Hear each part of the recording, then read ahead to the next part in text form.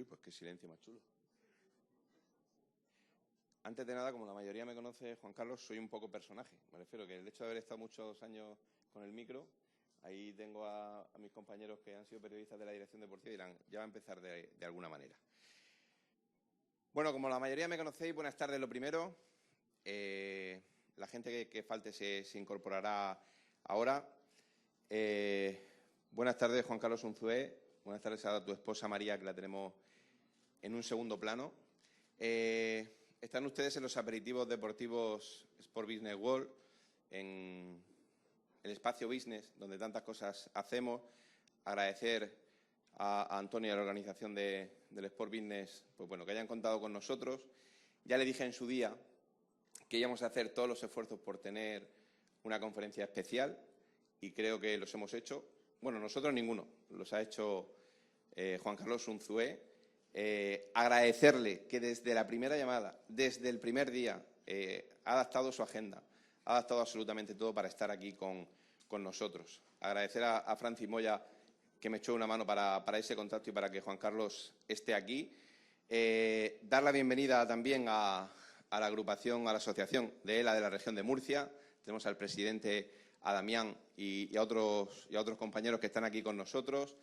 Decir que todo lo que se ha recaudado, como bien sabéis, en esta conferencia Aprendizajes de Vida de Juan Carlos Unzué, va destinado a la asociación de la región de Murcia, porque así lo quiso Juan Carlos Unzué y lo vimos de maravilla. Y gracias a todos por poder acompañarnos, por colaborar y por disfrutar de un rato de vida, que es lo que vamos a disfrutar con Juan Carlos Unzué. A los compañeros de la plantilla que los tengo por aquí, patrocinadores, instituciones. Gracias a todos. Después de escuchar a Unzué, que no le conocía, 10 minutos, uno tiene la sensación que lo siguiente que debe hacer es callarse, porque no tiene nada importante que decir, nada más que tiene que escucharlo a él, que va a ser lo que vamos a hacer a continuación. Gracias, Juan Carlos, una vez más. Estate como en casa, estás más de gira que cuando eras jugador y entrenador. Y yo diría que en forma, porque, macho, qué vitalidad y qué manera de afrontar las cosas. Le voy a dar la palabra a un periodista que nos ha ayudado a que esté aquí Juan Carlos Unzué, que es a Francis Moya de La Verdad, y nos va a recordar quién nos va a hablar, de quién vamos a disfrutar. Y como lo he prometido, ya me callo, están ustedes en el business y vamos a vivir uno de los grandes momentos, no de la temporada, yo creo que de toda la historia del Estadio Cartagonova. Muchas gracias.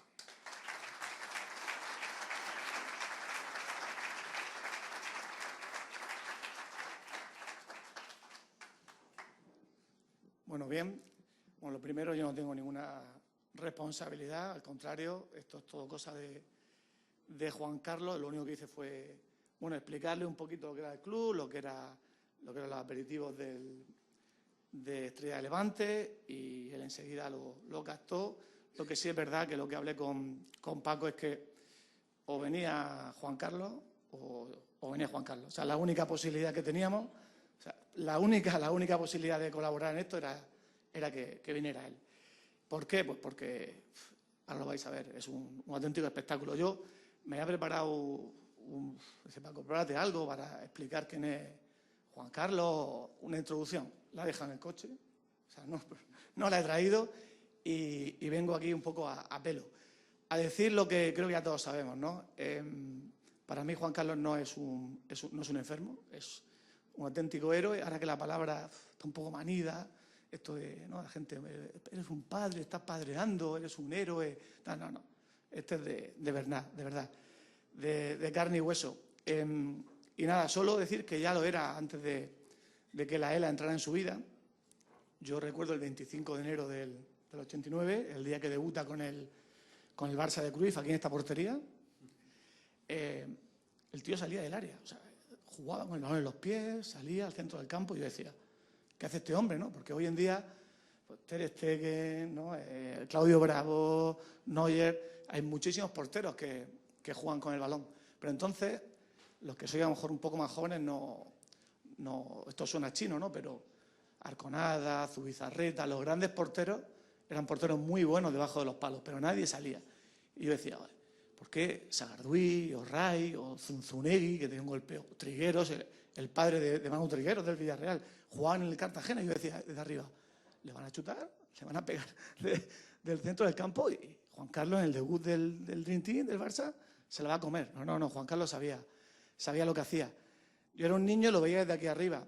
Luego tuve la fortuna de, me la he recordado de la hora, y yo lo recuerdo, cuando el Cartagena de Juan Ignacio fue a Soria, en la cuarta jornada de la temporada 2010-2011, era su primera aventura como entrenador. Él había estado de entrenador de porteros del Barça, con Rijkaard, luego estuvo con Luis Enrique en el Barça también, y lo tenía complicado, ya había por ahí run, ¿verdad, Juan Carlos? Run, 3 derrotas, perdió también en Copa, el Cartagena le había metido 5 aquí al Barça B de Luis Enrique.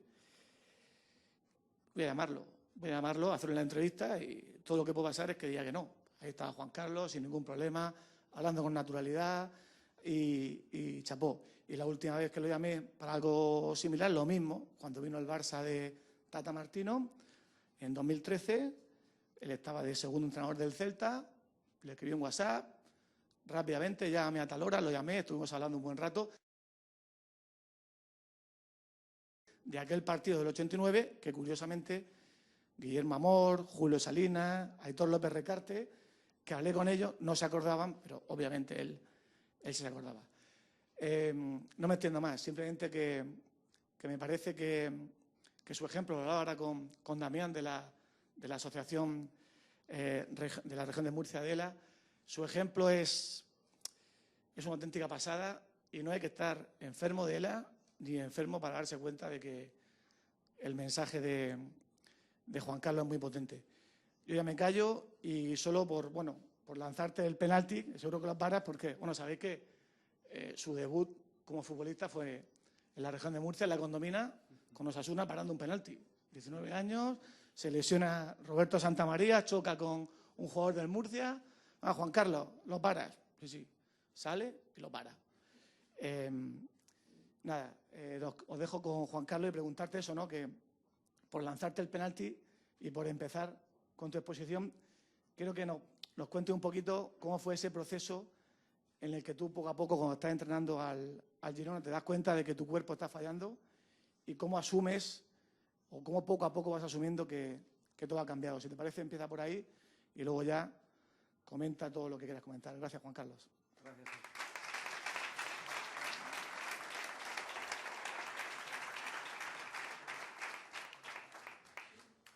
Bueno, buenas tardes a todos y a todas por estar aquí. Para mí es un placer poder estar aquí, porque al final es una manera de cumplir mi objetivo de vida, que lo hice público allí en una rueda de prensa ya hace casi 2 años. El objetivo es visibilizar la ELA y también, evidentemente, conseguir recursos económicos para, en unos casos, la investigación, en eventos como este, donarlo a las asociaciones o fundaciones de cada una de las comunidades donde se hace ese evento, ¿no? Agradecer a todas las personas, a todas las empresas que habéis aportado vuestro dinero. No sé si alguno quedará por hacerlo, espero que lo haga después de la charla, convencido ya de que merece la pena. Esta es una causa con muchas necesidades, ¿no? Y después de hacer esta entrada y estos agradecimientos, lo que voy a hacer es contestar a la pregunta de Francisco, ¿no? Mirar, yo empiezo a notar, casi voy a ir al inicio, que no sabemos, ni sé ni el doctor, si obviamente aquello eran los primeros síntomas o no. Yo desde el 2006 empiezo a andar en bicicleta como hobby y sobre todo cuando ponía mi cuerpo a la máxima intensidad tenía muchos calambres, a veces en la propia bicicleta, y después también tenía un problema que cuando trataba de descansar a la noche yo quería dormía, pero mi sistema nervioso seguía activo y producía el espasmo, producía un calambre. Yo me podía levantar o despertar cualquier noche 8, 10, 12 veces, estirar el gemelo, el cuádriceps, el isquio, 30, 40 segundos, se pasaba, me volvía a dormir. Evidentemente no descansabas de la misma manera, pero no dejaba de ser una molestia, ¿no? Nada más que eso. Yo en el 2015, como consecuencia de estos calambres, les digo a los doctores del Barça, estaba entonces de segundo con Luis, que me pasaba esto, a ver qué les parecía. Pues bueno, te vamos a mandar a un neurólogo. Y empecé a visitar a los neurólogos allí en el 2015. Los calambres más o menos siguieron la misma dinámica hasta el 2018, que yo estoy de entrenador, de primer entrenador en el Celta de Vigo, y allí en enero empiezo a notar un cansancio extremo, más allá del que te lleva el rol del entrenador, que ya os digo que hay algún entrenador ahí por aquí también, que no se deja de pensar en el fútbol 24 horas, en las tareas, en qué alineación voy a hacer, en aquel jugador o aquel otro. Entonces, no es fácil descansar, ¿no? Pero yo sentía un cansancio mayor de lo que estaba acostumbrado a sentir. Bueno, pues en aquel momento me pudo la cabeza y a las tardes, cuando llegaba después de comer a casa, pues en vez de salir a caminar o a andar un ratito en bicicleta, me sentaba en el sillón. Me sentaba, me tumbaba y descansaba.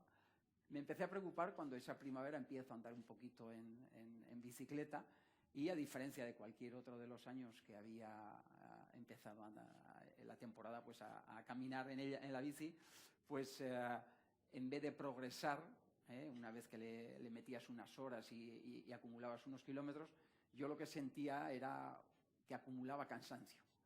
Y empecé a dejar un poquito más de tiempo entre salida y salida. Y seguía sintiendo que acumulaba ese cansancio.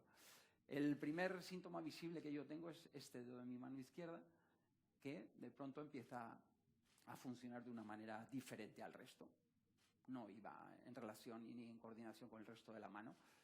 Bueno, aquello ya me puso, vamos a decir, un poco en alerta, pero el doctor en aquel momento no tenía los suficientes síntomas, la suficiente información para confirmar que yo tenía ELA. Esto ya ocurrió el verano del 19, cuando yo ya había firmado por el Girona, y en plena pretemporada es cuando me diagnostican. Ahí ya había aparecido un problema también en mi dedo gordo del pie derecho.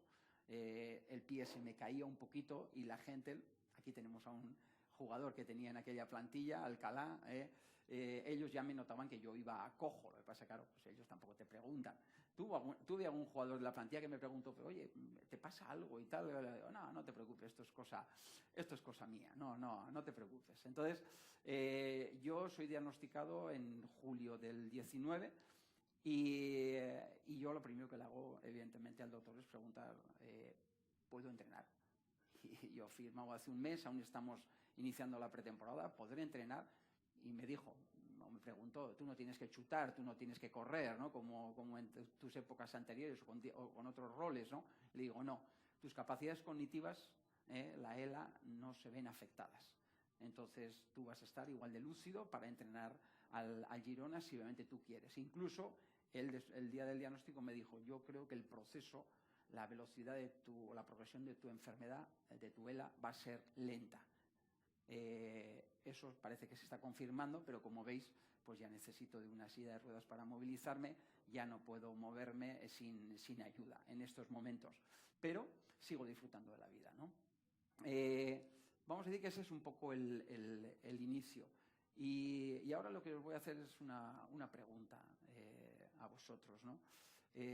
¿Cuántos conocéis más o menos de qué se trata o qué es la ELA? ¿Me podéis levantar la mano cuántos de vosotros? Los compañeros no hace falta que la levantéis, que tenemos aquí unos compañeros de enfermedad, vosotros ya entiendo que sabéis lo que es esto. ¿Cuántos conocéis más o menos qué es la ELA? Con sinceridad. Bueno, un porcentaje pequeño, ¿no? Pequeño. Pues os voy a explicar un poquito de qué se trata esta enfermedad. Esta es una enfermedad neurodegenerativa, le llaman de las motoneuronas, que lo que produce es una atrofia muscular de forma progresiva y lo que va haciendo es que te imposibilita la movilidad, como es mi caso. Yo tengo afectadas las extremidades, brazos, como veis, manos y piernas, pero también hay mucha variedad y hay compañeros que empiezan sintiendo afectados los músculos que te dan la posibilidad de comunicarte, de hablar, de alimentarte y en un momento dado normalmente todos, el que llega a esa fase final tiene problemas respiratorios. Los músculos de los que depende todo el tema respiratorio se ven afectados. Entonces llega un momento en que incluso necesitamos una traqueotomía, el que decide hacérsela, para poder seguir viviendo y estando en este mundo. Vamos a decir, como os he dicho antes, que las capacidades cognitivas por lo general no se ven afectadas, con lo cual nosotros somos conscientes hasta el último día de ese deterioro que va generando nuestra enfermedad. Hay personas que me dicen, o periodistas que me han preguntado, eso es muy cruel, ¿no? Y le digo, no, para mí no. Para mí es la parte positiva, porque yo sí entendería que esto no tiene sentido si además de este deterioro físico, nuestras capacidades cognitivas también se viesen afectadas, ¿no? ¿Qué hacemos en este mundo? ¿Qué hago en este mundo, ¿no? Entonces sí que no merecería la pena. Yo, en la situación que estoy, os puedo decir que siento que voy a poder ser Juan Carlos Unzué hasta el último día. Entonces eso a mí me da esperanza y me da energía.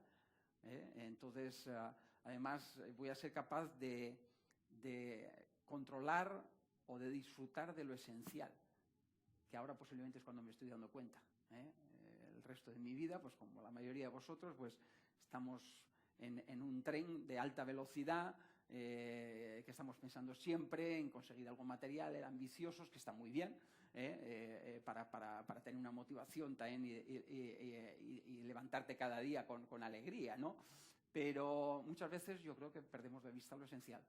Y lo esencial, pues, es pensar, es comunicarte, es los sentimientos, las emociones. Y eso es lo que yo estoy sintiendo ahora, ¿no? Quizá como consecuencia de ese deterioro físico, pues yo lo que estoy más pendiente, pues de disfrutar de eso que yo siento que es lo esencial, y creo que todos estaremos de acuerdo que es así, ¿no? En líneas generales, esto es un poco lo que es la enfermedad. Hay un momento, como os decía, que cuando perdemos o cuando se ven afectados los músculos que nos dan la posibilidad de comunicarnos, nosotros lo podemos hacer a través de la tecnología, a través de nuestros iris y una pantalla. Eso a mí me da mucha tranquilidad, porque como vais a poder comprobar, soy un tío hablador. Entonces, saber que no voy a perder la posibilidad de comunicarme con otras personas y sobre todo con los más queridos, los que tienes cerca, a mí me da mucha tranquilidad. Entonces, bueno, esta, como os decía, es una enfermedad complicada y normalmente nos lleva con el paso del tiempo al extremo en que los músculos que nos dan la posibilidad de respirar se ven afectados. Y entonces ahí es cuando uno tiene que decidir si se quiere hacer esa traqueostomía o no se quiere hacer, ¿no? Y hay muchos compañeros que deciden que es el momento para dejarse ir. Y yo respeto, y hay 1000 razones diferentes para que alguien en una situación como esta decida dejarse ir. Pero ¿sabéis cuál es el problema que tenemos en nuestro país? Tal como están las leyes, tal como están las ayudas, hay algunos y algunas de esos compañeros que deciden dejarse ir porque sienten que son una carga inasumible económica para su familia. Entonces yo digo que eso como sociedad, si no lo defendemos, si lo permitimos, tenemos un problema grave, porque en el fondo estamos poniendo en duda el primer derecho de las personas, ¿no? Que es el derecho a la vida, ¿no? Entonces, ¿cómo se puede, evidentemente, cambiar esa situación? Pues, evidentemente, cambiando leyes y ayudas. Esa es la realidad. Y vamos a hacer que estamos en un buen momento, por lo que me dicen personas que llevan más tiempo en este mundo de la ELA, porque hace un par de meses en el Congreso se ha firmado, se ha aceptado una proposición de ley donde van incluidas una serie de reivindicaciones, no todas las que necesitamos, pero una serie de ellas. Fue además por unanimidad, absolutamente todos los partidos, cosa por desgracia muy poco común en nuestro país, y bueno, aún, vamos a decir, no es efectivo porque hay que volver otra vez a votar esa proposición, pero en definitiva es poner, o tenemos la sensación de que estamos poniendo la base. Tenemos también una otra buena noticia muy reciente, que se ha presentado lo que es la Confederación de Asociaciones. Aquí, por suerte, en este país hay mucha asociación, mucha fundación. A día de hoy solamente la Comunidad de La Rioja es la única que no tiene asociación, y gracias a esas asociaciones y fundaciones el día a día de, sobre todo, los afectados más necesitados, pues es un poquito mejor. Si no estuviesen ellas, esas asociaciones, sería todo muchísimo más complicado y sería prácticamente imposible. Entonces, ¿qué ocurre? Que evidentemente hay muchas asociaciones, pero cuando vas a reivindicar necesitamos tener una entidad, unas personas que nos representen absolutamente a todos los enfermos. Y en eso estamos. Y esa presentación de CONELA, que se llama la Confederación de las Asociaciones, pues creo que también es una muy buena noticia, ¿no? Pero claro, ahora yo lo digo, las asociaciones que nos han escuchado, quizá como consecuencia, y agradezco mucho a los medios de comunicación siempre, porque yo digo que el día de mi rueda de prensa no se quedaron solamente con el impacto o con el morbo que genera una noticia de ese tipo, sino que le han dado continuidad. Y yo digo que muchas veces le han dado continuidad porque cuando ellos me han escuchado, cuando ellos han hecho otra entrevista a compañeros, a profesionales de diferentes ámbitos explicando o contando lo que es la ELA, el que te está escuchando, ese periodista que te está entrevistando, es el primero que se queda impactado. O sea, al final el desconocimiento nos lleva a esto, a todos. Para mí, la ELA era una desconocida el día de mi diagnóstico. Por eso tomo la decisión de hacerlo público, porque entendía que eso no era algo positivo. Creo que ya es suficiente estrés, te genera suficiente incertidumbre escucharle a tu neurólogo que tienes ELA, una enfermedad incurable con una esperanza de vida media entre 3 y 5 años, para que además le sumemos el desconocimiento de la propia enfermedad. Evidentemente no vamos a saber lo que son todas las enfermedades que hay en el mundo, pero por lo menos que no sea una desconocida, ¿no? Entonces ese era mi objetivo. Y al final, mirad, hace poco estuve también con el alcalde de Vigo y en esa conversación, nada, a los 3 minutos de estar con él, me dijo: Juan Carlos, lo que no es visible en este mundo no existe. Y es así, y funcionamos de esta manera. Entonces, bueno, pues aquí estoy también intentando sumar un poquito más de visibilidad, que seáis un poco más conscientes de lo que es la ELA. Ese es mi objetivo. Y gracias por darme la posibilidad de llevarlo a cabo, ¿no? Me podréis decir, os puedo explicar algunos de los problemas que entendemos que son importantes. El primero es que ahora mismo hay un estudio hecho hace poco que dice que del dinero que se invierte en nuestro país para la investigación de la ELA, solo el 20% es dinero público. Entonces creo que es muy poco porcentaje para que realmente para la necesidad que tenemos, ¿no? La solución, lo sabemos los afectados de ahora, la solución a esta enfermedad es la investigación. No sé si nosotros vamos a ser capaces de aprovecharnos de esa cura, pero por lo menos lo que seguramente que todos estamos deseando es aportar lo máximo posible para que haya los menos diagnosticados en un futuro, espero no a medio plazo, sino a corto plazo, ¿no? El segundo problema que tenemos es el tema burocrático, como cualquier otra persona. Pero claro, nosotros estamos en una situación que nuestra enfermedad es muy agresiva, que los tiempos son los que son, y entonces yo digo, ¿qué necesidad hay de que pasen 6, 8, 10, 12 meses que tengas que ir de una oficina a otra, con esa limitación que te genera la propia enfermedad, para que te den o te reconozcan tu incapacidad laboral, tu grado de discapacidad o tu grado de dependencia? ¿Por qué no podemos hacerlo y relacionarlo con la agresividad de la enfermedad, con sus consecuencias, y nos lo puedan dar de forma automática el día del diagnóstico? Como podéis imaginar y habéis escuchado, esta es una enfermedad que se acaba diagnosticando después de descartar o desechar que son otro tipo de enfermedades neurodegenerativas. Imaginaros, el neurólogo, en cierta manera, lo que te está dando es una sentencia de muerte. Entonces, lo que se asegura al 100%, yo diría incluso más que al 100%, de que sea ELA. Por eso los tiempos también, desde los primeros síntomas al diagnóstico, normalmente suelen ser largos. Entonces, ¿por qué no podemos facilitar eso? Y eso que te van a dar a los 6, a los 8, a los 10 meses, que te lo den de forma automática y que lo puedas disfrutar. Y después la tercera pata, desde mi punto de vista, y este no es un mensaje personal, sino un mensaje, trato de que sea lo más colectivo posible, después de preguntar a otros muchos compañeros y de escucharlos, el tema de los cuidadores. Nosotros tenemos un problema, y es que en el momento del diagnóstico nos derivan a servicios sociales. Y nosotros lo que pedimos es que no deberíamos de salir de sanidad en ningún momento, porque nosotros somos enfermos en todo momento, aunque pasemos nuestra enfermedad en nuestra casa. Entonces, nosotros somos enfermos y nuestra enfermedad requiere de cuidados de un profesional de cuidados sanitarios, sobre todo en esas fases más adelantadas que yo aún no estoy, pues cuando te haces, por ejemplo, la traqueotomía. Claro, cualquier problema en el respirador depende de tu vida de eso.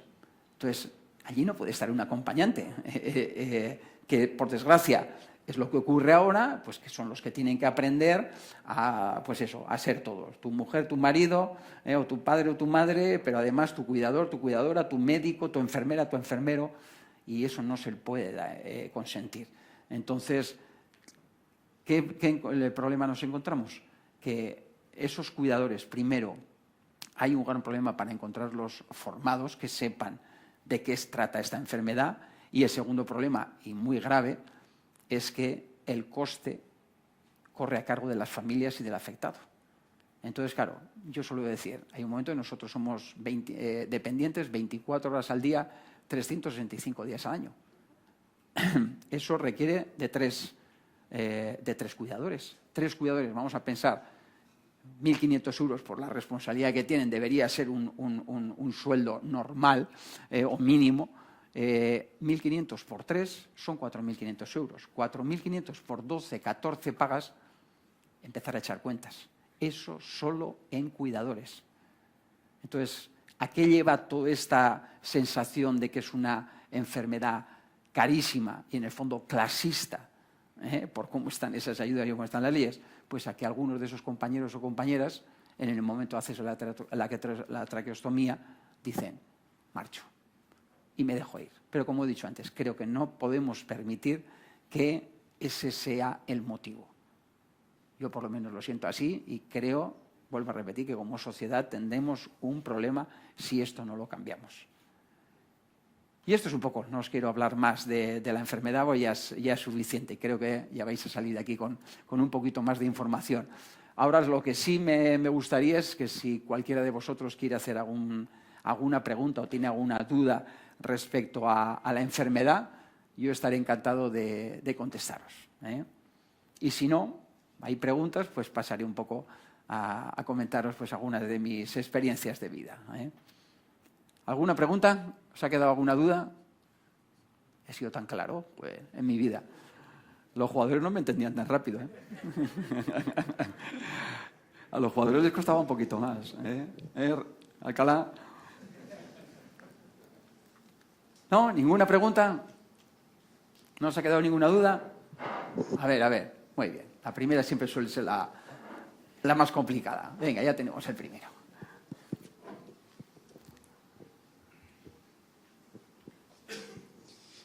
Hola, buenas tardes, Juan Carlos. Buenas tardes. Me llamo Álvaro. ¿Piensas que le has dado la suficiente visibilidad a la enfermedad?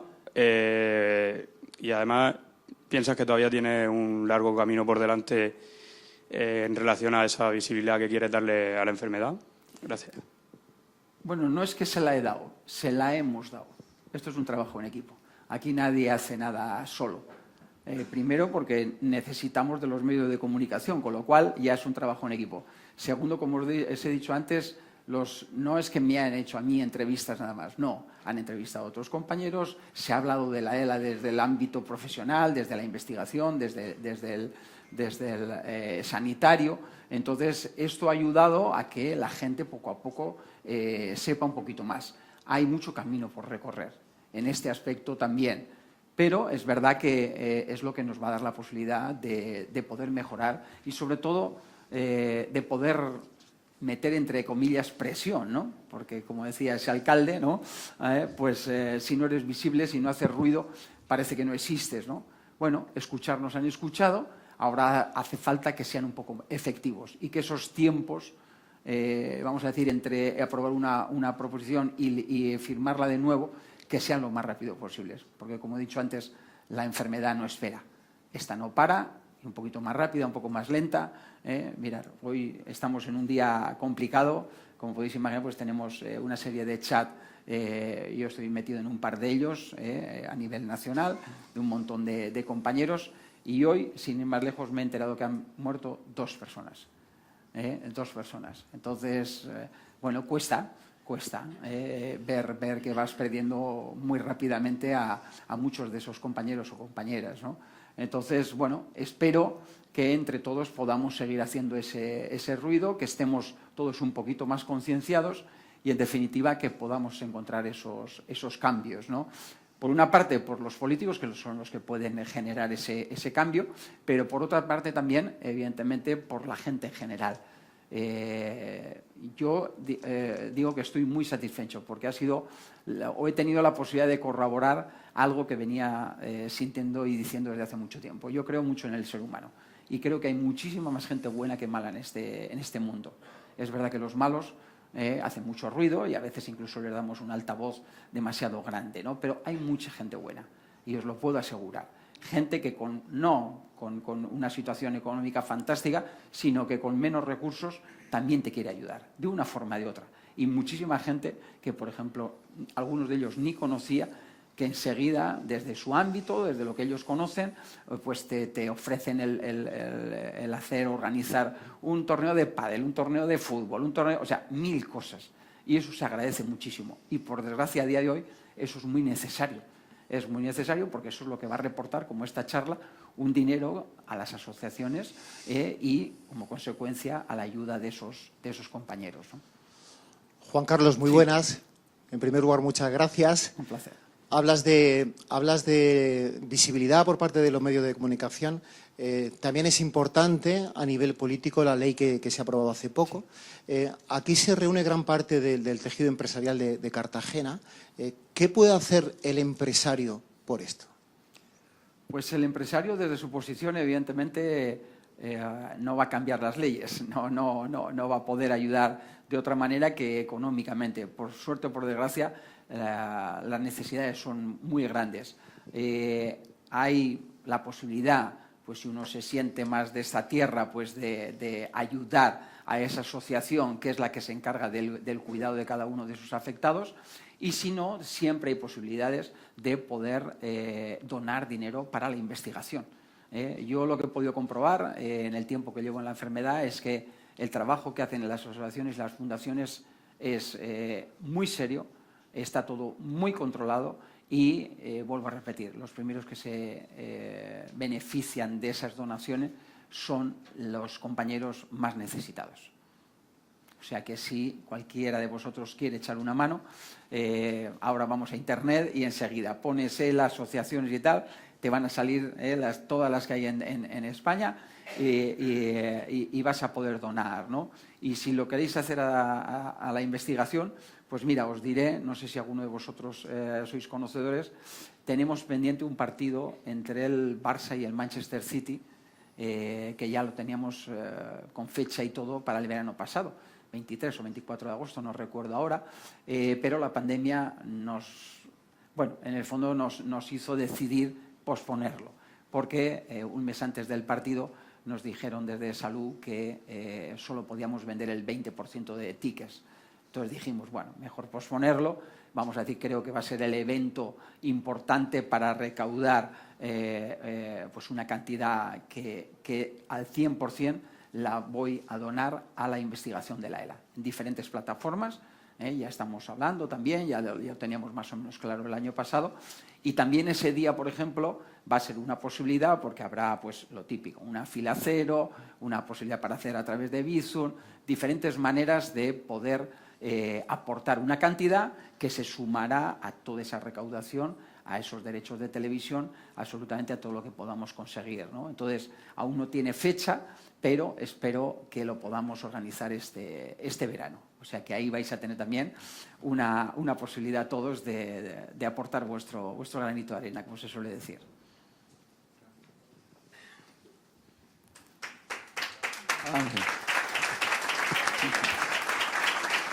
Buenas.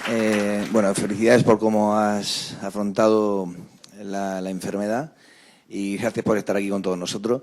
A mí me gustaría saber cómo impactó la noticia en tu familia y si fue algo que se fue viendo progresivamente o llegó un punto límite donde saltaron las alarmas. Sí. Gracias. Bueno, pues a ver, nosotros el día que me diagnostican estoy con mi mujer, con María, y el doctor Rojas fue el doctor que me diagnosticó. Habíamos ido al hospital en moto, volvimos en moto, sin cruzar una palabra.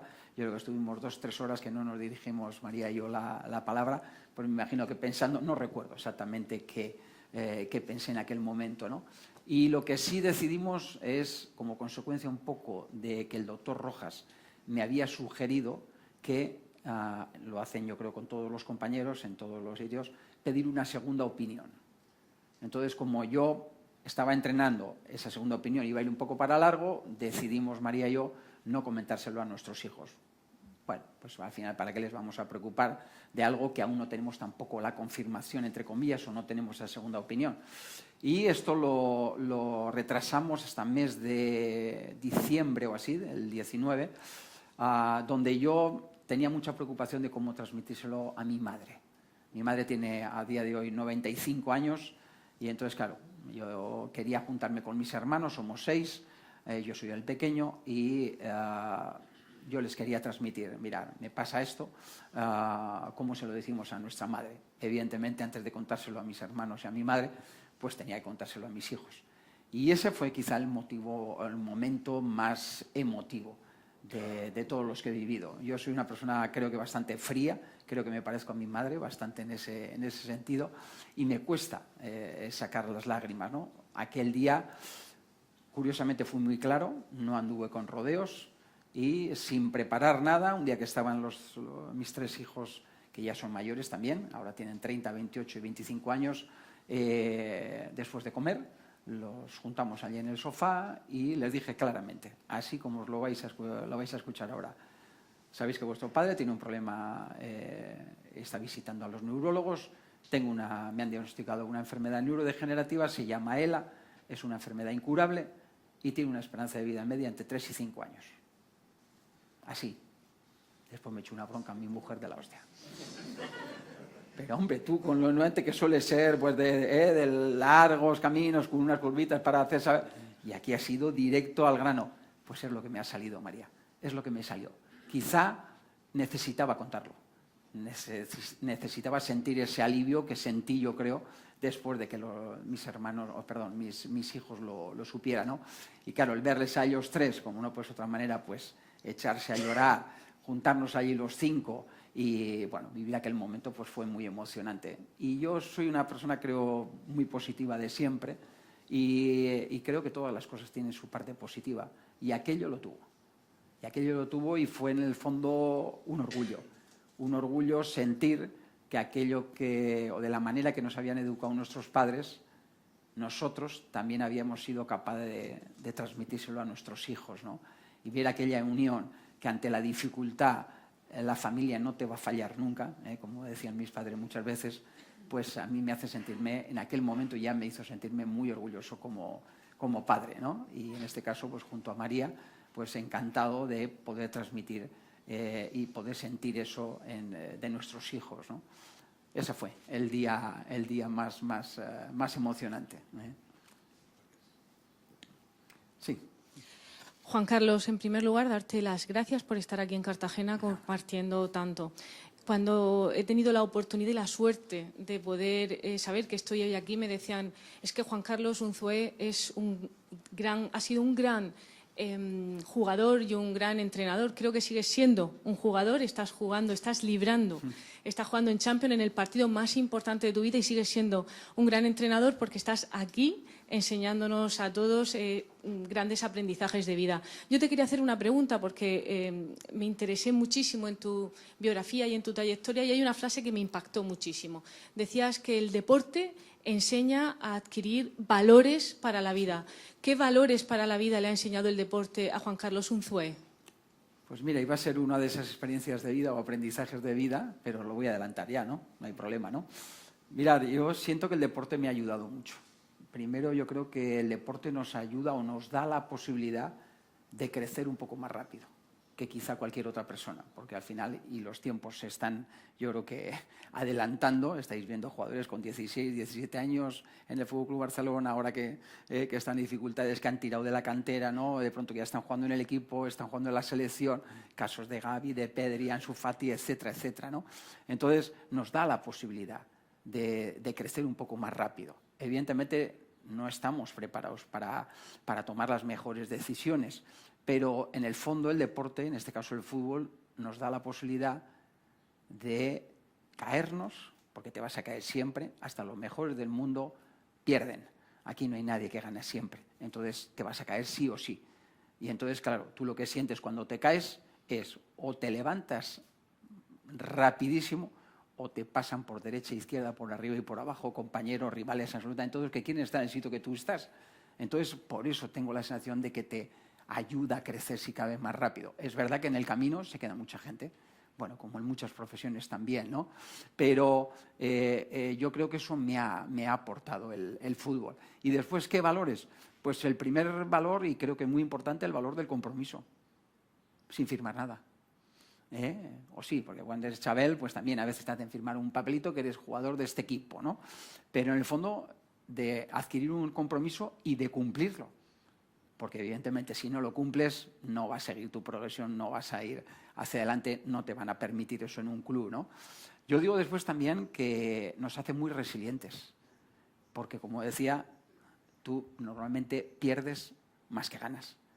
Entonces, desde muy joven, tú o aprendes a vivir y a convivir con la frustración, con la decepción, con la derrota, incluso en un puesto como el del portero, si cabe un poco más evidente, con el error.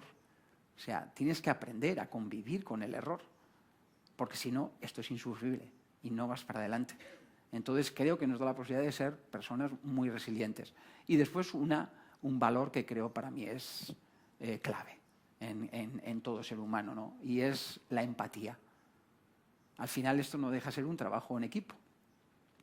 Entonces, yo creo que parte del egoísmo que todos tenemos, y creo que no es poco, yo siento que suelo decir que las personas creo que somos muy egoístas, pero claro, tú, en este caso, yo que era portero, imagínate, lo que te das de cuenta es que solo a dónde vas. El minuto 1 ya te has dado cuenta que solo no puedes ir. Entonces, claro, si quieres que a ti te vaya bien, tú te tienes que ocupar y preocupar del resto de los compañeros. Porque si ellos están más bajos que tú y tú estás fuerte, pues habrá que animarlos. Habrá que animarlos para que a ti te vaya muy bien, para el equipo le vaya muy bien. Y habrá otros momentos donde tú estarás más bajo y acaba apareciendo la ayuda del compañero. Entonces, esa empatía es fantástica. Estos son valores que además tú los adquieres cuando eres un crío. Yo creo que muchos de ellos de forma inconsciente y te van a valer para el resto de tu vida. Seas profesional o no seas profesional. Yo estoy sintiendo a día de hoy que a mí me ha ayudado mucho esa experiencia, pero también os digo, y os puedo asegurar, no hay que ser futbolista profesional, no hay que ser deportista profesional para tener una actitud envidiable o perfecta para vivir una situación complicada. ¿Y sabéis quién me ha enseñado eso? ¿Quién me lo ha mostrado? Compañeros de enfermedad.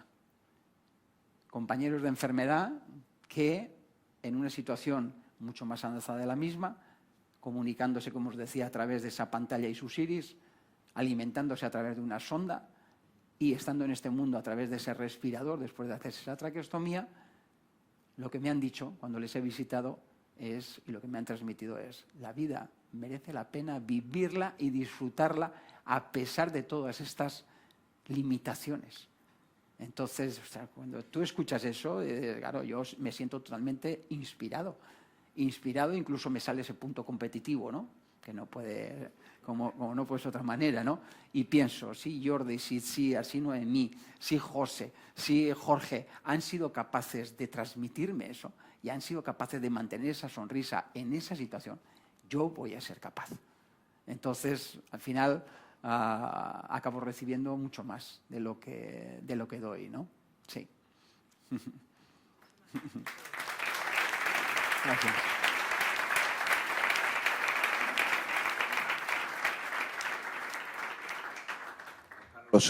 Yo me he quedado antes con una frase que me ha llamado mucho la atención. Hay muchas frases que podríamos rescatar del tiempo que llevas comentándonos estos aprendizajes de vida. Y es que has dicho que nos estamos perdiendo lo esencial, ¿no? Todos los que estamos aquí vamos a 10.000 por hora, priorizamos cosas que evidentemente tú ahora desde tu punto de vista con la enfermedad deduzco que las verás de otra manera. No sé si cuando nos miras sientes que no sabéis lo que os estáis perdiendo, dándole prioridad a algunas cosas que no son lo esencial, o por lo menos creo que es una sensación que tenemos mucho, que priorizamos otras cosas que en el día a día nos impiden ver lo que realmente nos puede hacer más felices.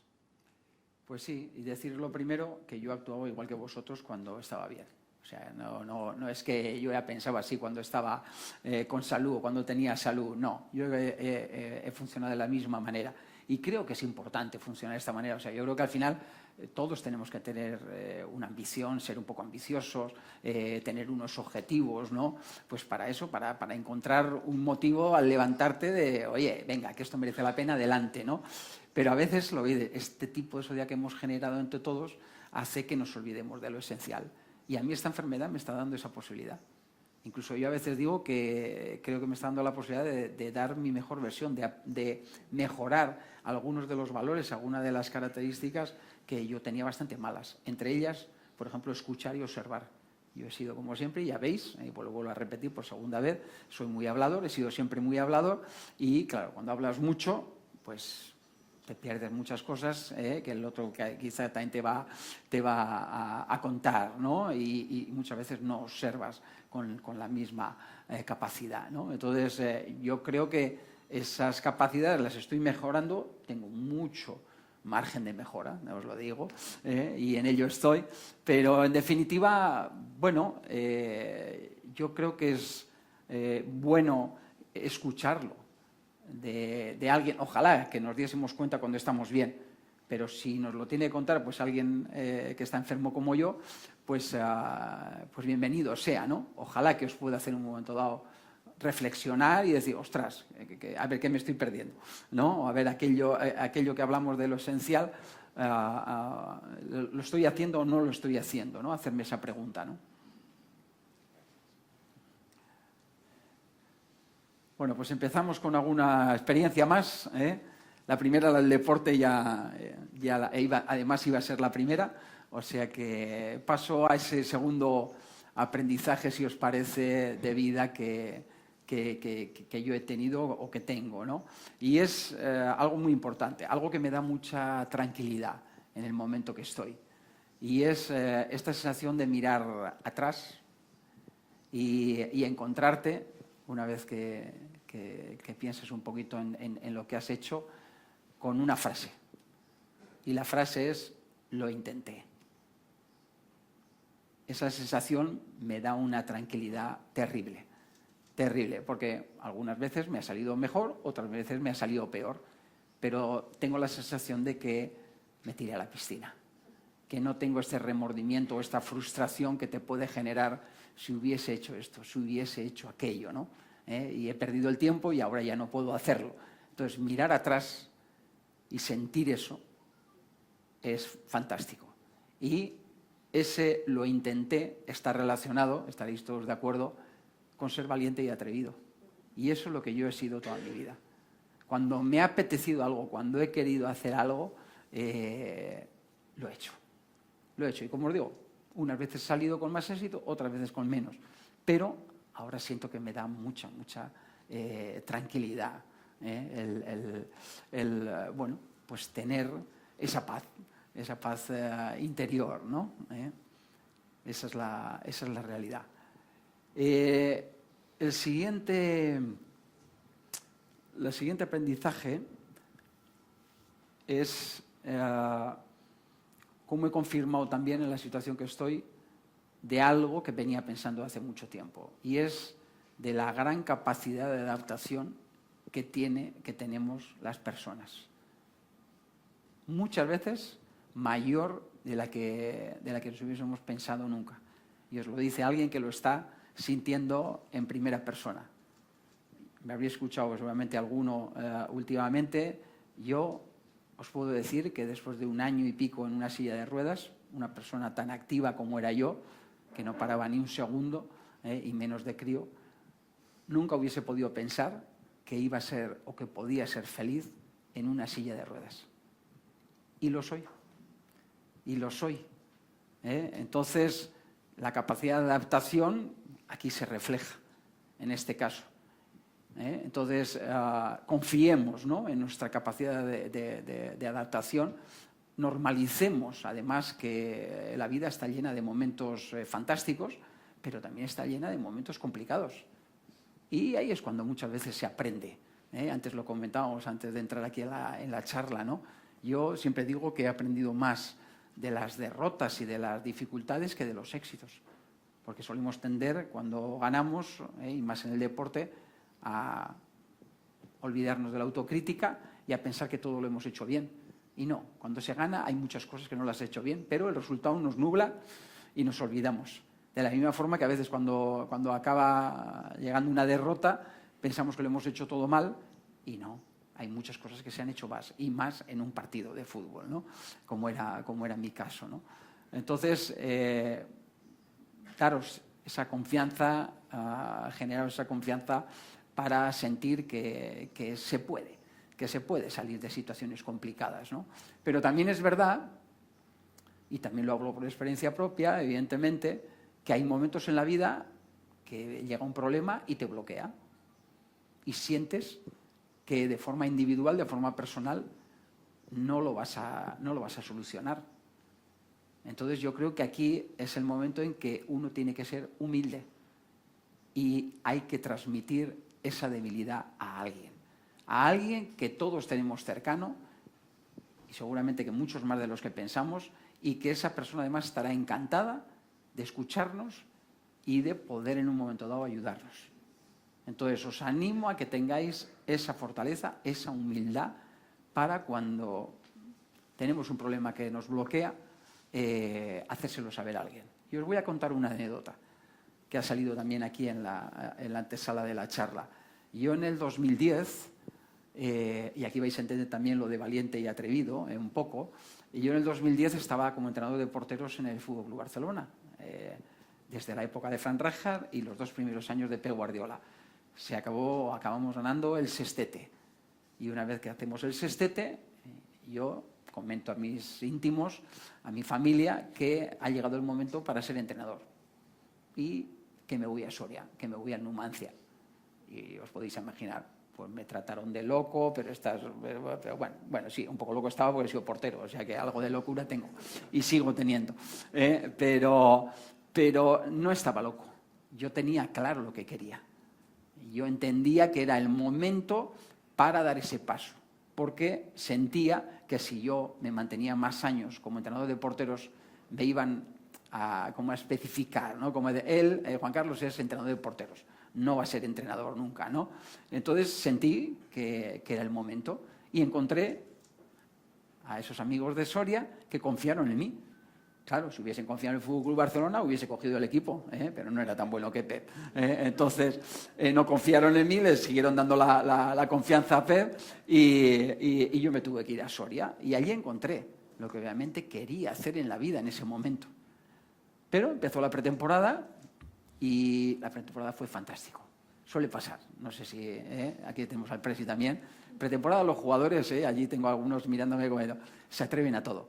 nos hemos atrevido a todo. Viene un entrenador nuevo, te pide que juegues, que tal, y te pretenden poner ningún problema. Los entrenamientos ni te cuento, pero incluso ni en los partidos amistosos, ¿no?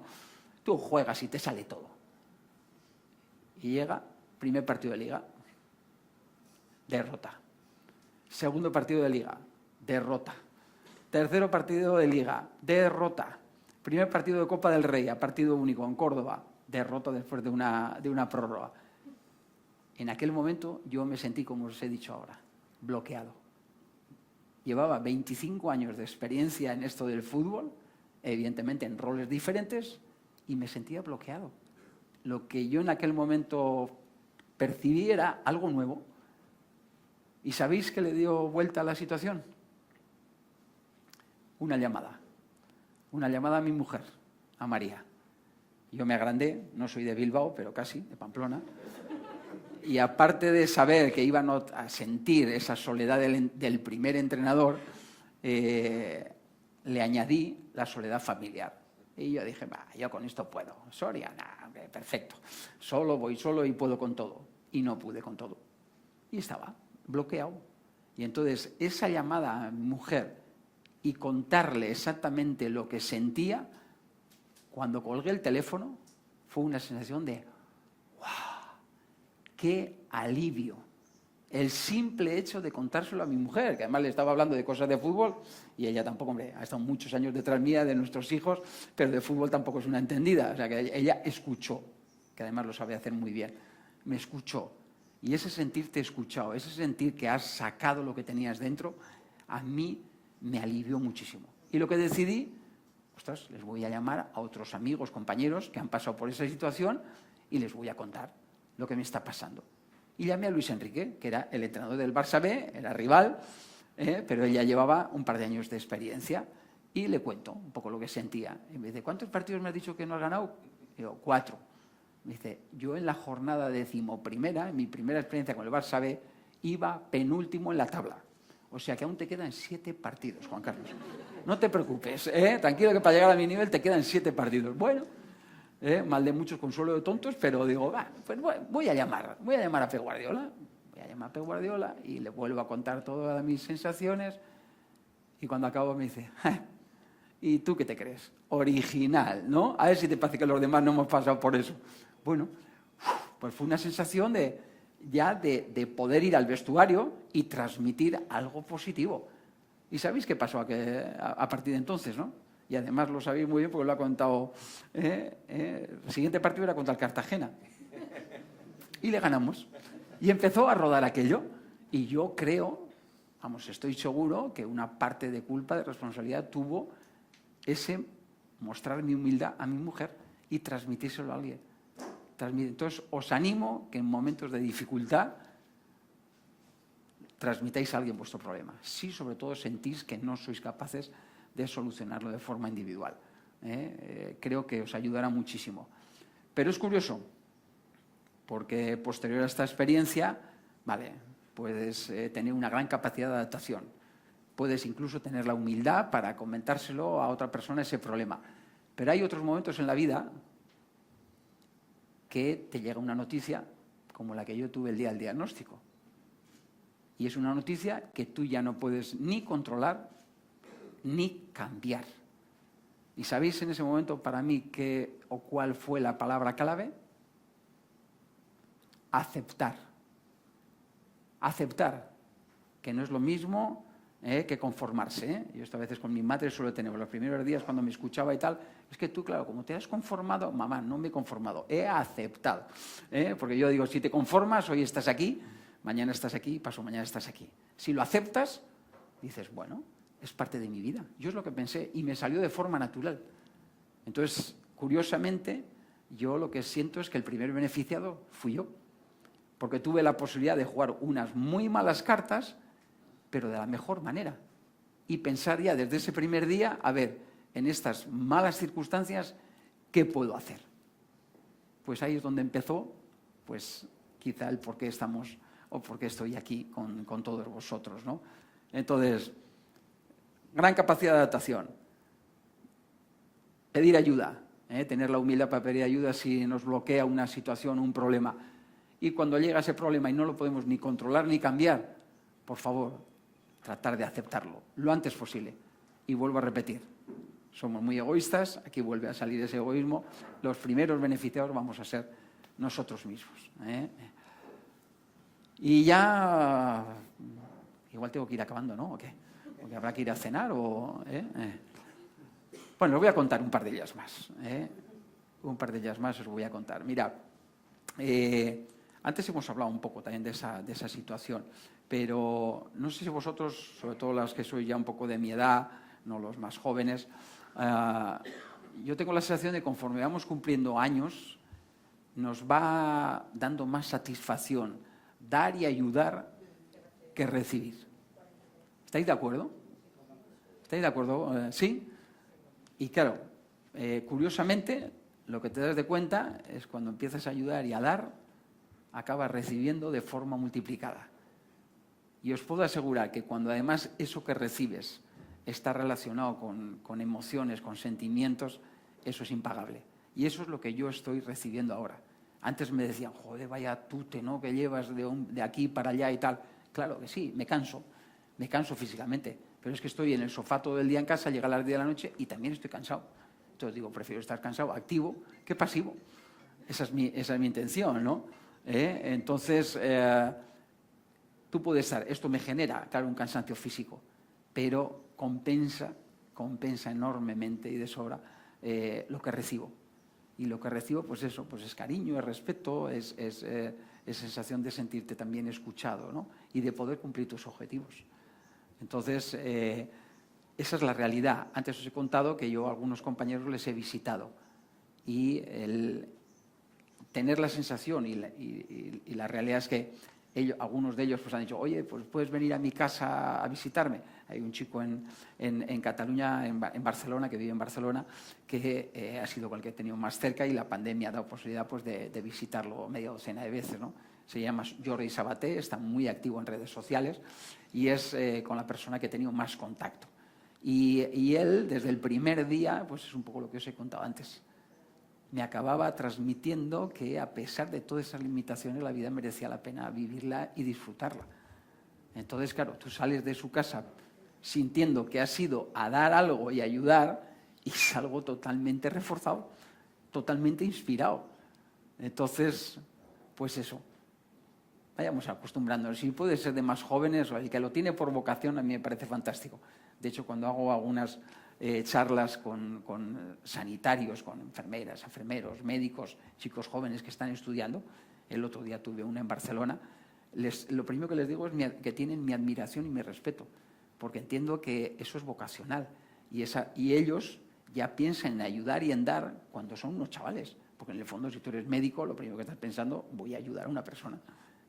Y en el fondo, claro, ellos me decían, ¿no? Muchas veces me dicen, es que eso es un privilegio, poder sentir que puedes ayudar a alguien y además a alguien en dificultades. En dificultades. Entonces, esa era mi última aprendizaje, pero os voy a mandar un recadito para terminar la charla y antes de las preguntas, espero que tengáis alguna pregunta más, os voy a mandar un recadito para hacer ahora cuando vayáis a casa o quizá con la persona que estáis aquí. Mirad, yo creo que estaréis de acuerdo conmigo que no hay nadie que no le guste que le traten con cariño y con respeto. ¿Conocéis a alguien?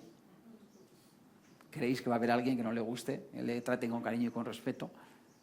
Pues no, yo tampoco conozco a nadie. Y está muy bien recibir ese cariño y respeto, como yo os decía, que siento y recibo cuando tú estás en dificultades, porque en definitiva ahí es donde se ve la fortaleza de las amistades, de las parejas, de las familias, ¿no? De los equipos, que muchas veces los equipos, es decir, cuando se gana, si no, es que hemos tenido un ambiente cojonudo en el vestuario, somos una piña y tal. Le digo, para mí no es el momento de valorar un vestuario, de la fuerza de ese vestuario. La fuerza del vestuario hay que calibrarla cuando las cosas están jodidas. Ahí es cuando se ve quién suma, quién no suma, quién multiplica o quién no multiplica. Entonces, en esto es igual. Es verdad que cuando hay necesidad, cuando uno está en dificultades, es fantástico recibir ese cariño, ese respeto, sentirte arropado. Pero no sé por qué, nos cuesta muchas veces mostrar nuestras emociones. Y sobre todo las emociones positivas. Entonces, mi recadito para todos vosotros y vosotras va a ser que si tenéis algo positivo que decirle o contarle a alguien más cercano, más alejado, esté aquí o no esté aquí, una llamada de teléfono, si lo podéis tener cerca, que no esperéis a mañana, que no esperéis a que tenga un diagnóstico jodido, que no esperéis a que esté en dificultades para hacérselo saber. No esperéis a mañana, hacérselo saber hoy, por favor. Ese va a ser mi trabajito para todos vosotros. Gracias.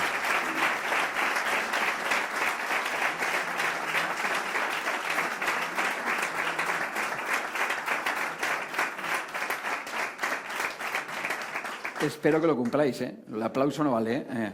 Espero que lo cumpláis, ¿eh? Ojo que tengo por ahí los drones y todo esto preparados, ¿eh? para ver si lo cumplís o no. Pues nada, estaré ahora encantado de contestar cualquier pregunta, cualquier duda que tengáis. Allí veo una chica que... Hola, buenas tardes. Bueno, muchas gracias por estas experiencias de vida. Efectivamente, gracias. No hay que dejar para mañana lo que se puede hacer hoy. Hay una cosa que has dicho a lo largo de la charla y es que no aceptas. O sea, aceptas pero no te conformas. Sí. Vale. ¿Cómo pasamos esa línea? Porque si acepto, al final me conformo con lo que tengo. Si no, tengo que tener una pequeña lucha de decir, no acepto, voy a cambiarlo, algo. Si no, ¿cómo pasas? Sí, pero no entiendo muy bien cómo te quedas en esa línea de acepto, pero no me conformo. Ya. A ver, no sé si me he explicado. Sí, lo primero va a ser difícil que yo te lo explique porque a mí me ha salido de forma natural. Entonces no sé exactamente cómo explicarlo. Pero yo creo, como he dicho antes, que hay mucha diferencia entre conformarse y aceptar. O sea, sobre todo aceptar aquello que tú sabes que no puedes controlar y que no puedes cambiar. Y hay momentos en la vida. También hay muchísimas situaciones donde tú puedes controlar algo y tú puedes cambiar algo. Entonces ahí no hay que aceptar nada más. No. Hay que pelear por ello, evidentemente, y hay que dar un paso adelante. Pero cosas que no puedes ni cambiar ni controlar, esas yo creo que la aceptar, o por lo menos yo así lo cuento, es la base. La base para estar centrado en el aquí y el ahora. Porque si no, ¿qué va a ocurrir? Cuando tenemos una situación de dificultad, siempre hay dos posibilidades. Siempre. Una es enfadarse, buscar excusas, ¿me entiendes? Y eso nos aleja siempre de la solución. Y la otra es decir, ¿qué puedo controlar? ¿Qué puedo cambiar? ¿Qué puedo hacer con mis nuevas circunstancias? Que en este caso, si son dificultades, son peores o son malas. Pues la segunda opción. La segunda opción. La primera no nos lleva a ningún sitio. Pero el ser humano, y cada uno somos de una manera, a veces necesita tiempo. Y yo digo, yo he reaccionado así, pero solo faltaría. No voy a respetar que cualquier otro compañero o compañera de enfermedad y cualquier otra persona que esté aquí en este mundo actúe de una forma diferente y necesite un tiempo para, vamos a decir, superar ese duelo o aceptar ese diagnóstico, ¿no? Entonces, se puede conseguir. Y unos lo podremos conseguir el día 1, otros lo conseguirán el día 10 y otros al mes o al año. Pero, sobre todo, lanzar ese mensaje de que no se acaba ahí. Ni incluso con un diagnóstico de esta magnitud. No se acaba la vida. Es más, yo creo que nosotros tenemos la posibilidad que mucha gente no tiene. Yo siempre digo que yo he sentido que hay cosas mucho peores que tener una ELA. Y es, por ejemplo, accidentes, irte en un accidente o con una enfermedad que te lleve en 15 días, que no te da tiempo ni de despedirte. A nosotros, los pacientes de ELA, unos es verdad que menos tiempo, otros más tiempo, la vida nos da la posibilidad primero de despedirnos, de seguir sintiendo ese cariño, ese respeto, de poder, bueno, pues decirle a la otra persona lo que realmente sientes. Y eso llena mucho. Entonces, vuelve a aparecer una parte positiva en un diagnóstico tan complicado como este, pero es realidad, es una realidad. Buenas tardes, Juan Carlos. Yo no voy a esperar a casa para mostrar esas emociones. Yo lo voy a hacer contigo hoy. Así que muchas gracias de verdad por hacernos sentir afortunados a todos y cada uno de nosotros, por tener la suerte de escucharte esta tarde, porque estoy convencido que todos los que estamos aquí, cuando lleguemos a casa, vamos a salir de aquí con un chute de vida impresionante, con una sonrisa, cuando probablemente podríamos pensar que estamos escuchando cosas tristes y es todo lo contrario. Y todos los que estamos aquí vamos a llegar a casa con una sonrisa. Así que con lo cual, pues mil gracias. Es un placer. Muchísimas gracias. Gracias.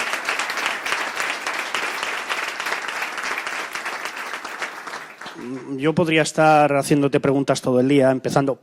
Probablemente le preguntaría primero a tu mujer, porque seguro que tiene cosas para contar, sí, y una barbaridad.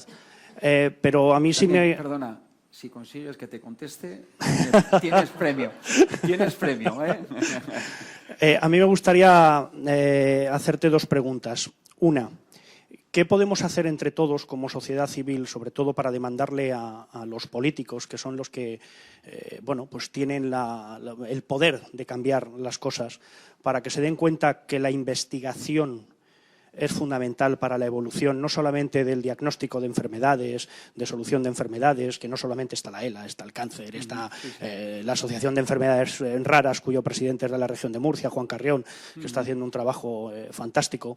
¿Qué podemos hacer para hacerle ver que la investigación, y no solamente en enfermedades, sino también en la industria, en tantas cosas, tiene que estar en el primer lugar, no sé si el primero, pero de los primeros en cuanto a inversión pública?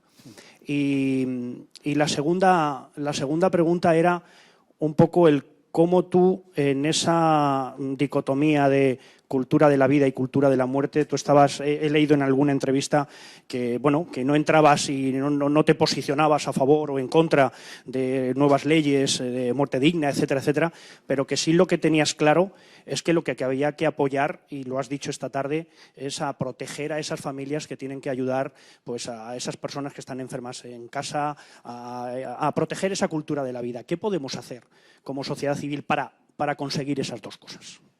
Pues lo primero sería exigirles más a los políticos, ¿no? Y sobre todo votarles si llevan esos planes. Pero claro, muchas veces suele pasar que los planes o en el papel quedan muy bonitos.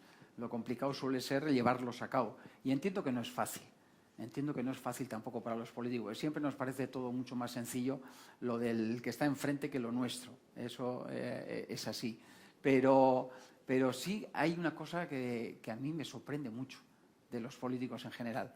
Yo digo, no son chavales de 15, 20 años, ¿no? Con esa sensación de que esto es eterno y con una energía y con una fuerza que no parábamos, ¿no? Ya son personas más o menos mayores que sienten que, el final quizás esté ya más cerca que el inicio. Y sobre todo ya no hablo solamente en relación a la ELA. Me llama la atención en cuanto a lo que es la investigación de las enfermedades neurodegenerativas. Parkinson, un Alzheimer, la ELA, ¿no?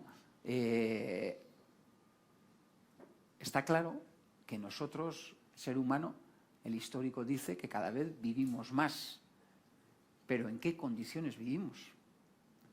Entonces, no entiendo que no se invierta más dinero en la investigación de este tipo de enfermedades. Porque es que desde mi ignorancia también económica, creo que en el fondo sería rentable.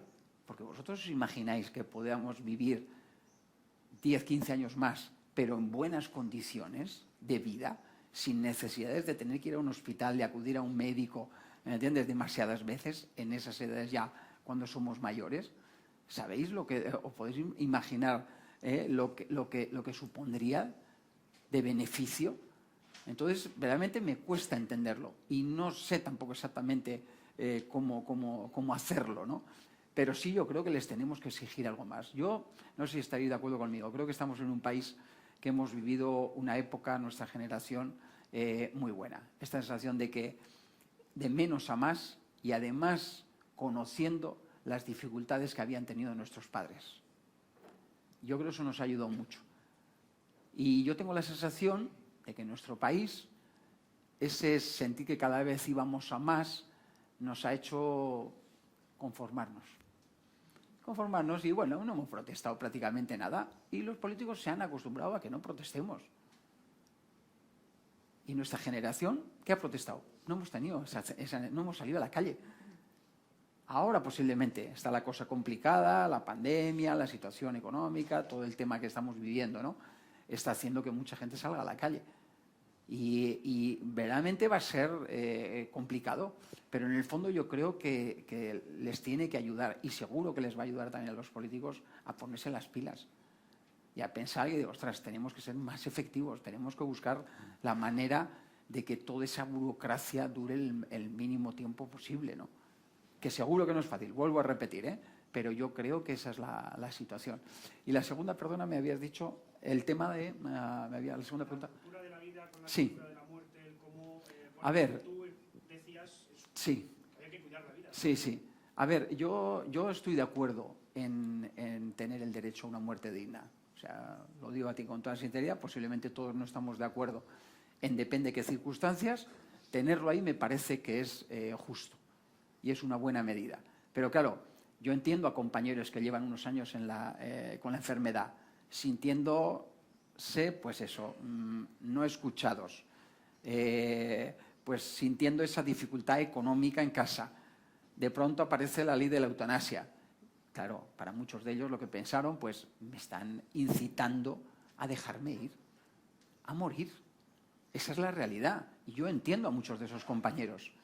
Entonces, nosotros lo que pedimos, yo creo, todos los pacientes de ELA, es que antes de tener esa posibilidad de decidir si queremos una muerte digna o no, lo que estamos reivindicando es tener una vida digna, que en la situación que estamos, como he dicho antes, con esas ayudas, con esas leyes, es imposible.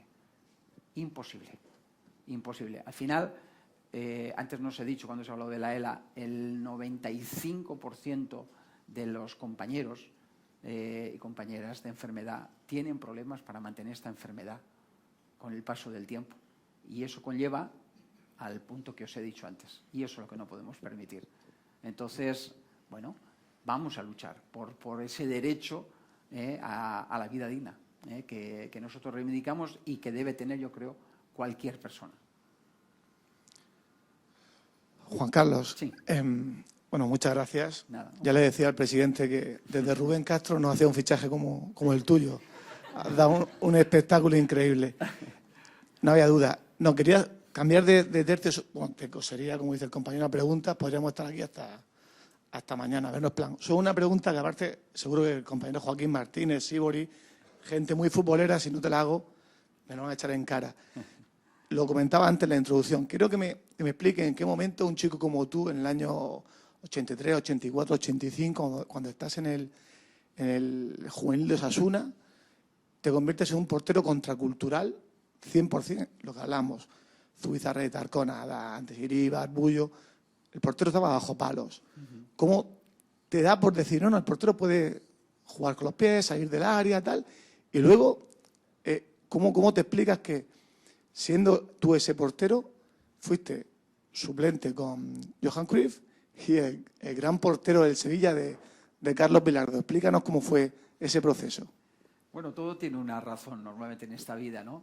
Y yo creo que soy portero y con esas características porque era el pequeño de 6 hermanos. Así de simple, así de simple. ¿Y por qué os digo esto? Pues porque yo era una persona no activa, casi hiperactivo. Bueno, de hecho, yo creo que he sido el único portero, ya somos un poco bichos raros los porteros, ¿no? Yo creo que dentro de los raros, o el bicho raro, yo he sido el raro. Porque yo creo que he sido el único portero que me ha gustado correr.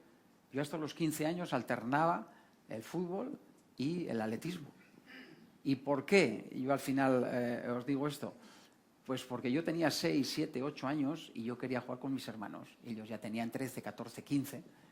Y claro, cuando llegaba allí a la era del pueblo, oye, que quiero jugar con vosotros y vuestros amigos y tal. Ah, ¿sí quieres jugar con nosotros? A la portería.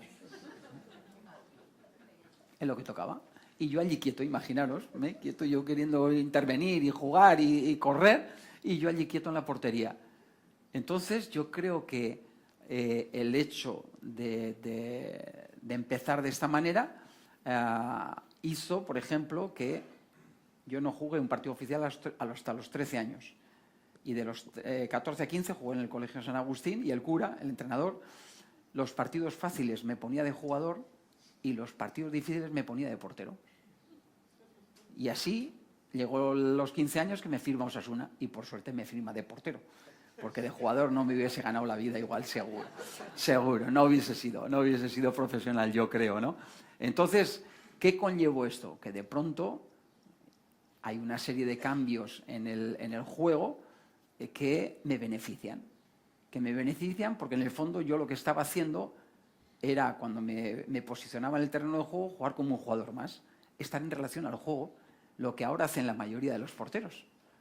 Claro, cuando la pelota está cerca de tu portería, evidentemente cerca la portería, pero cuando la pelota estaba en el otro área y tus defensas están en el medio campo, tú no tienes que estar en el área pequeña. A mí me salía de forma natural pues estar a 15-20 metros de mi línea defensiva. Eso en aquel momento chocaba. Entonces, eso yo creo que me ayudó en el fondo que esos cambios de normas, por ejemplo, el de coger el portero. Bueno, pues yo alguna vez cuando me miro en YouTube o por ahí y veo que me hacía el chulito corriendo con la pelota por el área, y cuando venía el delantero, cogías así, ya se giraba el delantero y la volvías a echar al suelo. Digo, pero ser gilipollas, me da vergüenza. ¿Cómo puedo hacerme el chulito por eso, no? Vaya norma. Y creo que fue una norma que en aquel momento los porteros sentimos que todo estaba en contra nuestra, que cada vez nos dificultaban más. Y sí, nos dificultó más nuestra tarea. Pero justamente, y aquí viene el punto de las dificultades y los momentos complicados, es lo que te hace mejorar. Y se va adaptando. Evidentemente hay una generación, pues los Zubizarreta, Arconada, Blanedos y compañía, que se les complicó más. Ya tenían unos años más y evidentemente fue más complicado para ellos adaptarse a esos nuevos cambios. Pero ahora los chicos jóvenes lo hacen de forma natural, ¿no? Entonces esa fue la razón. Ser el pequeño, en este caso, fue fantástico. Oye, lo de Bilardo, cuéntanos algo de Bilardo, que eso tuvo que ser experiencia de vida. Pues a ver, mirad, yo pasé de tener a Johan Cruyff del 88 al 90 a tener a Bilardo en el 92. O sea, la noche y el día. Pero los dos son dos transgresores. En aquellos momentos lo que sentíamos los jugadores era que lo que nos estaban transmitiendo era la primera vez que lo escuchábamos. Y entonces tú estás con las orejas así, atento a todo lo que te decían, ¿no? Y además, bueno, si encima ves que va dando resultado y que tú mejoras también como jugador, es verdad que yo me quedo más con la idea, y así han sido un poco mis equipos, más la idea del Barça. También es verdad que he estado en diferentes roles en el Barça 13 años. Entonces, vamos a decir que he mamado esa idea, y en definitiva es la que he intentado transmitir pues, con mis equipos, ¿no? Pero la de Bilardo, al final, se entrelaza con la de Johan. Yo creo que no puedes cegarte solamente con esa idea, porque al final Bilardo lo que hacía era que jugásemos al límite absolutamente de todo, de las reglas, del juego. Y muchas veces cuando juegas al límite de las reglas, te olvidas de jugar. Esa es la sensación que tengo, la experiencia que tengo. Entonces yo prefiero centrarme en el juego, y de cuando en cuando, evidentemente no soy tonto, voy ganando 1-0, minuto 85, y empiezo a perder un poquito de tiempo. No le voy a decir a mis jugadores, corre más para sacarla rápido, no. Pero como recurso, no como idea.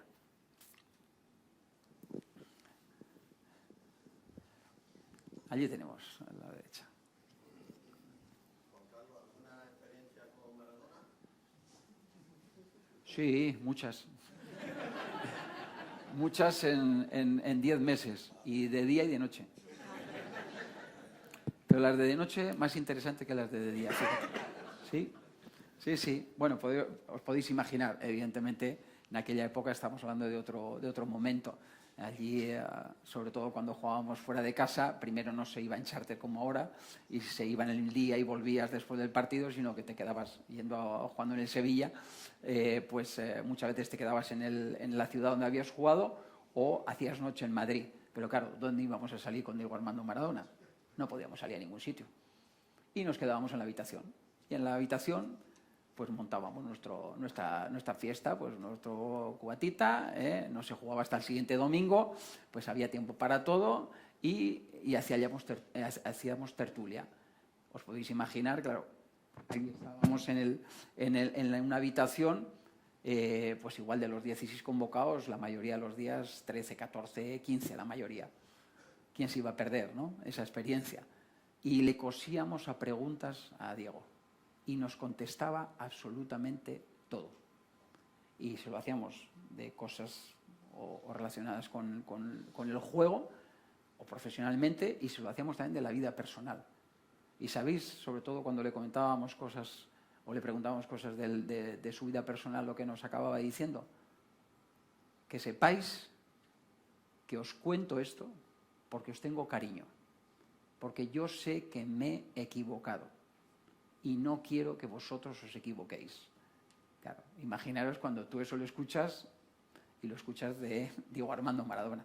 Entonces, yo no estoy de acuerdo con evidentemente con muchas cosas de las que ha hecho, pero a mí me queda ese Diego cercano, ese Diego amigo, súper espléndido con los compañeros, y espléndido no solamente en lo material, sino también en lo emocional. Y esa es una experiencia fantástica que yo he tenido, y con estas os podría contar un montón, pero tenemos que ir a cenar. Nada, hombre.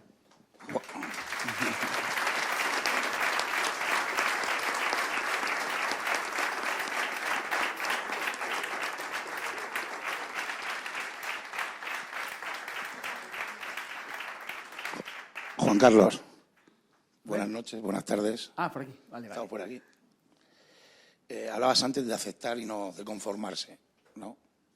¿Hasta qué punto es fundamental que tú aceptes y no te conformes, pero también que tu familia acepte y no se conforme? Quiero decir, ¿es posible hacer este camino que tú estás haciendo solo si tu entorno no va de la mano contigo? Yo diría que imposible. Muy complicado, y ya no solamente por el hecho de en un momento dado ser dependiente, de necesitar esa ayuda, ¿no? Pero yo digo que creo que estamos en un país en ese sentido fuerte, donde la familia tiene fortaleza, donde la familia, como decía antes mis padres, ¿no? Esa generación nos ha educado, pues eso, sintiendo que si hay un momento de dificultad, la familia no va a fallar. Los amigos posiblemente tampoco, pero la familia no te va a fallar. Entonces, poder sentir eso es impagable. Pero creo que en ese sentido somos un país fuerte. Y evidentemente el que no la tiene, tiene una dificultad añadida ya a la propia enfermedad, ya a la propia dependencia, ¿no? Pero conozco a algunos compañeros que también en esas situaciones han tirado adelante y han encontrado el camino, ¿no? Para seguir dándole sentido a su vida. Entonces, bueno, pues chapó por ellos también, ¿no? Pero sí, la familia es imprescindible. Yo, por ejemplo, un par de meses después de diagnosticarme, no, igual un poquito más, después de haber hecho la rueda de prensa, en una charla, pues debía hablar de algo relacionado con la familia y tal. Y mi mujer María, al llegar a casa, me dijo: Juan Carlos, yo no quiero que sea, o no me gustaría que sea una obligación que tú sientas que para que nosotros estemos bien tú tengas que estar bien. Y le dije: no es una obligación, es una motivación. O sea, yo saber que mi mujer, mis hijos, mis hermanos, mi madre va a estar mejor o lo va a llevar mejor si yo estoy bien, sobre todo mentalmente o fuerte mentalmente, es la motivación que me da pues eso, la fuerza para cada mañana seguir adelante. Solo ese detalle ya merece la pena. Comprometerme y exigirme que tengo que intentar estar lo mejor posible. Y al final estamos todos beneficiados. Vuelve a aparecer el egoísmo. El egoísmo que, haciéndole sentir a ellos mejor, yo voy a estar también mejor. Gracias.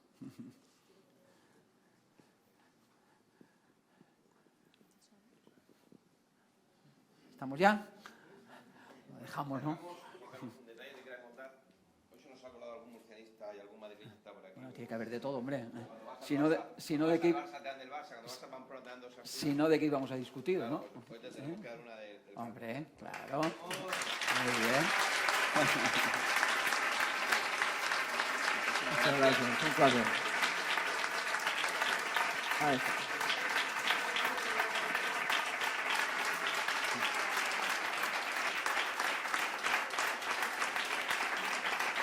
Gracias. Muchas gracias, un placer. Vamos ahí. Bueno, como Juan Carlos ha dicho que hay que irnos a cenar, un pico labi tenemos, ¿vale? ¿Ah, sí? Bueno, nada, gracias. Gracias.